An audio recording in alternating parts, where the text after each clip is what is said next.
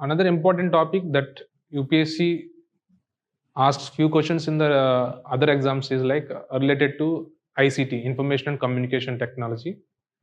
And there are some very basic questions they have asked and some very interesting basic concepts related to very advanced topics in cyberspace, related to cyberspace. So we will discuss some basics before, then we will venture into the questions asked by the UPSC in different examination. Then we will further discuss about what can be asked further. When we discuss these questions, you have to interlink why it was asked. You have to interlink with the current affairs that you have been reading and how they have been picked this from that set of topics that you are reading. So that is the aim of this. The first basic concept we will discuss is firewall.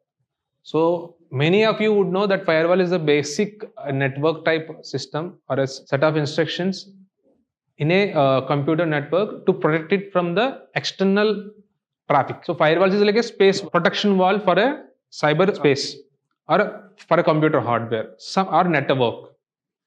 So firewall is very basic for any computer to protect from other, like initially we used to have this antivirus systems, right, to protect from the external source like malicious softwares. So firewall used to break them.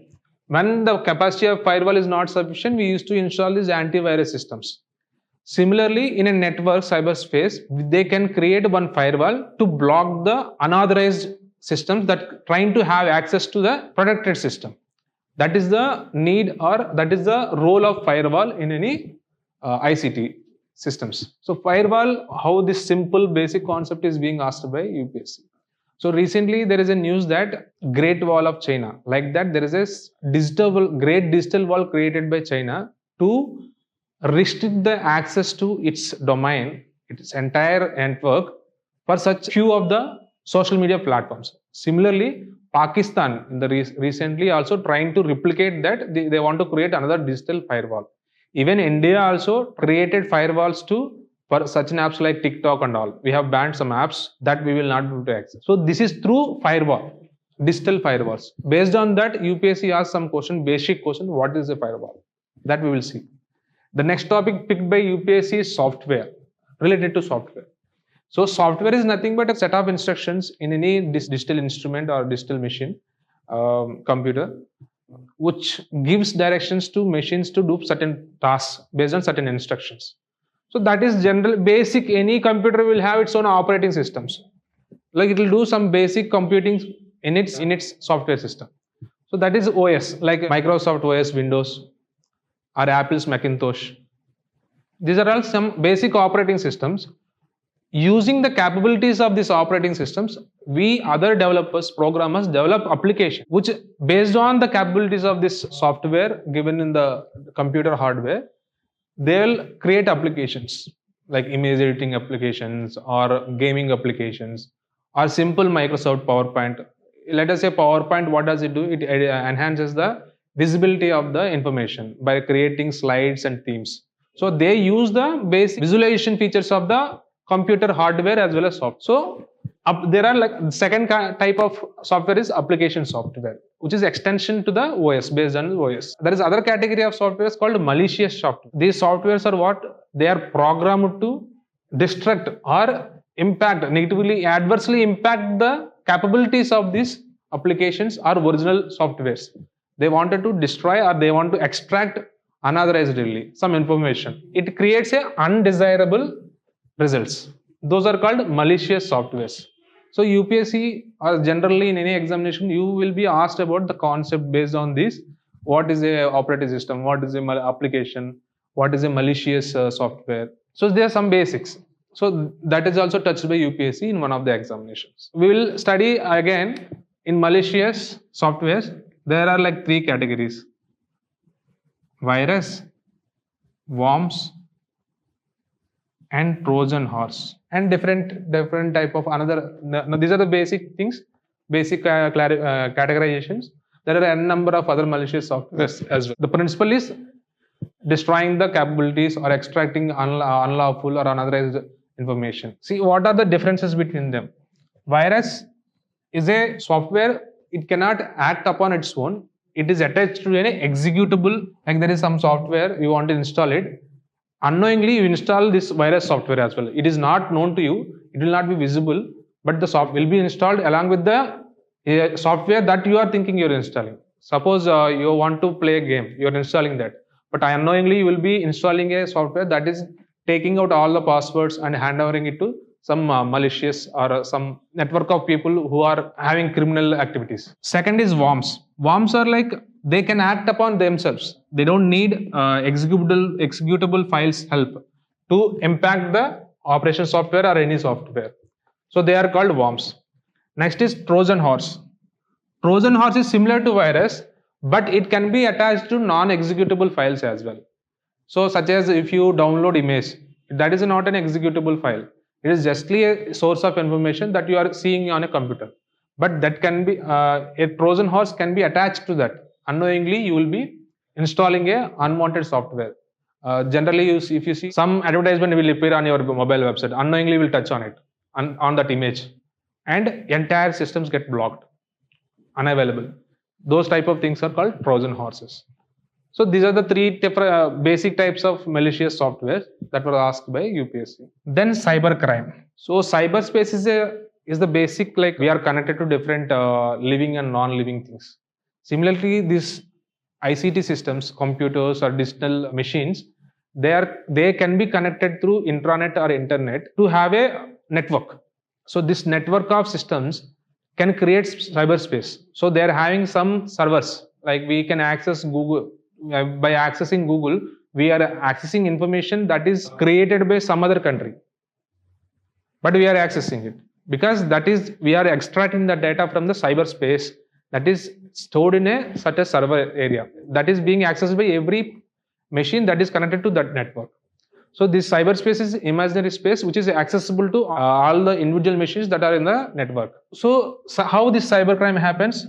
So by accessing illegally or without authorization, the information that is not supposed to be fall in the hands of others was stored in some certain places through some secured protocols. But using these malicious softwares or some other mechanisms, criminals access this data and conduct criminal activities. Such as some people, generally what happens, the regular phenomena is OTP sharing and extracting the OTP unknowingly and taking the balances, clearing the accounts. That is a general phenomena that is regularly we see. Recently, this impersonation, like using the cyber space, like cyber media, and appearing as a police personnel and extracting money, digital arrest. It is also part of crime. They are using this cyberspace to conduct their illegal activities. Every day we are hearing this continuous news about these cyber crimes. UPSC asked about actually what forms the part of this cybercrime. Everything cannot be cybercrime, right?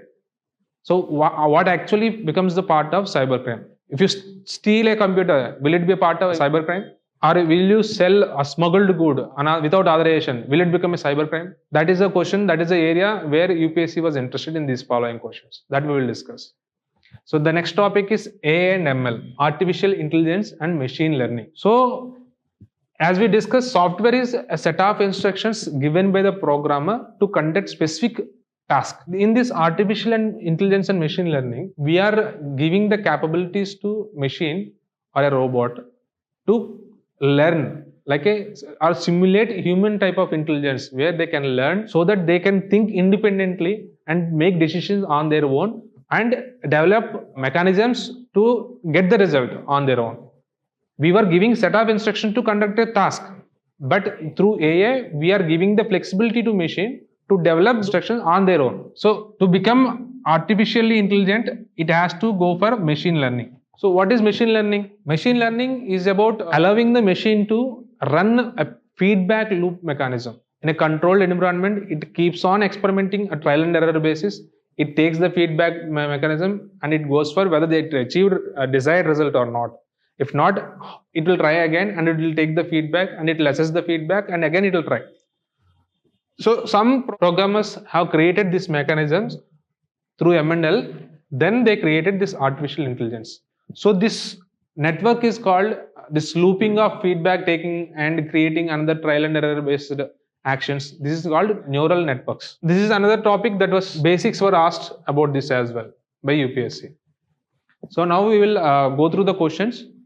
Then we will understand. We'll start with the simple question. The question is, which one of the following is the characteristic of artificial intelligence, AI? Options are like replicates human decision making, stress relevant information, stores relevant information, stores similar kind of data for a specific purpose, allows user to interact with media. These are the options. Very simple question it is. So you should know what is artificial. Everyone knows, but it was asked, so you should know. We will discuss what can be asked further on this. So the answer is replicates human decision making process. That is AI. We have robots earlier time as well as, but they were having only specific tasks. They are not thinking on their own.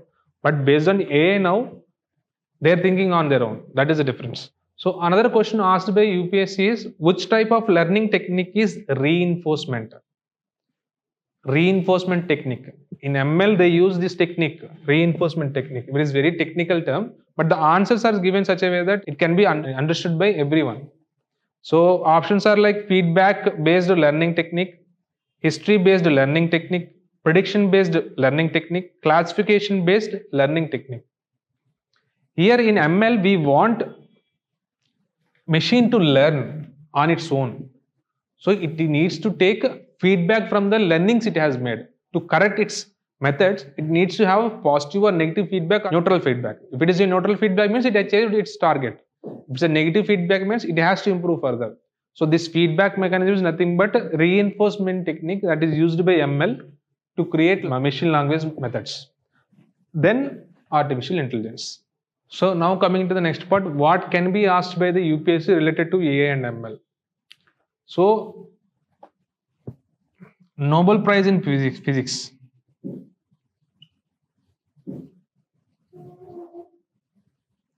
Was awarded to two scientists, Geoffrey and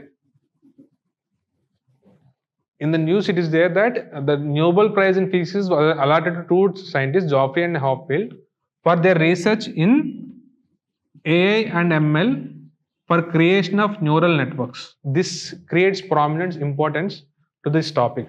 So you have to read completely about this topic as well. So what are the different initiatives taken by India related to this? The initiatives are like India AI.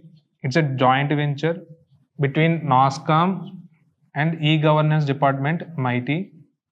And another is like research to improve the research facilities. One more program created is IRAVAT, artificial intelligence related research. So these are the two initiatives taken by Indian government related to AI. So these are the things that can be asked by UPSC. So this is about it. Next, we'll discuss questions asked about cybercrime. Consider the following: stealing computer hardware, cyberbullying, cyber stalking, phishing. Which of the above are examples of cybercrime? Here you need to know that the crime should happen on the cyberspace, like accessing different kind of facilities available in the cyberspace without authorization, conducting a illegal activity, that forms part of cybercrime, not stealing a hardware. Another question asked is like, consider the following malicious computer programs: virus, Trojan horse, worm. Which of the above replicates automatically without help of anything? So they have this abilities to replicate automatically. Which are those? Trojan horse, virus, worm. So virus is, it needs the help of executable file to replicate, but whereas worms and Trojan horse, they don't need. So that is basic concept you have to understand. Then based on this is a simple question. And another question asked is, which among the following is a malicious software? Hacking, password cracking, Trojan horse, firewall. It's a very simple question. Here also malicious means it has some ability to destroy the original purpose, the original intention or original task, capabilities of original task. So hacking and all, they are like an activity done by the professional, and password cracking also part of that professional. But whereas Trojan horse is part of a software, it was created and deputed into a computer system. So that is the answer. So next question that is asked is, which one of the following is not an application software? So the options are like spreadsheet, AutoCAD, MS PowerPoint, and Linker. In any software, we have different programs. One is for creating, improving display capabilities. One is to take inputs and convert them into directions. So these different software instructions or programs are compiled together by a component called linker. So that is the option here. Linker is not an application software. It is part of operating system of any computer or any computing technology. It is a very simple question because you have been doing this. Many of you have been following this spreadsheet or AutoCAD, MS, PowerPoint. You have been hearing this. It's also a very simple question. So the other question is, which one among the following is the purpose of firewall? So there are different explanations are given in the form of options. So they are asked what is the main purpose of firewall. Here there are two important options that may confuse you. One is like preventing unauthorized access to computer via the internet. Second section is running the checks to prevent virus attacks. See, when you are given options with similar meaning, you have to go for a generalized one, not very specific one. So firewall is like a very general term. It is applicable to every protective technology, protective set of codings. So here like only prevent virus attacks. No, it is like any unauthorized access to internet, to a network through internet or anything. So the option is A, preventing unauthorized access. So another simple thing, but it is asked by UPSC, so we are touching upon it as well. What is an interactive combination of text, graphics, video, audio, and images are termed as? Options are like JPEG, multimedia, AVA, PNG. So these are generally asked in the SSC CGL examinations, but it was asked by UPSC in different exam as well. So the answer is multimedia, like various type of data sources like text, images, videos, and animations. So multimedia is like accessing this and creating one single output. Like movie is like a multimedia. It uses medium of different data sources and provides one output, combined output.